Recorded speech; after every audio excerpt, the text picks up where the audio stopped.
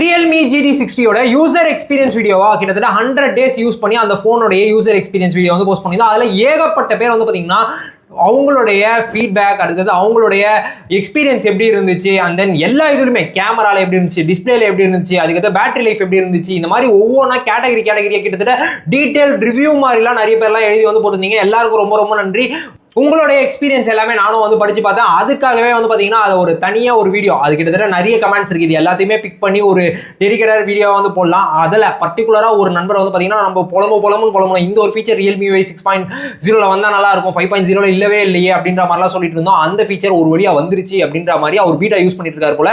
அவர் வந்து இந்த இன்ஃபர்மேஷன் வந்து ஷேர் பண்ணியிருக்காரு. ஏன்னா every one option in DND is available in Realme UI 6.0. இந்த கமெண்ட்டை பார்த்தோன்னே அடே Realme ஒரு வழியாக இந்த சின்ன ஃபீச்சரை எடுத்துட்டு வந்துட்டப்பா அப்படின்ற மாதிரி தான் இருந்துச்சு. அதுக்கு ரொம்ப ரொம்ப நன்றி ப்ரோ இந்த இன்ஃபர்மேஷனை கமெண்ட் செக்ஷன்ல வந்து ஷேர் பண்ணதுக்கு.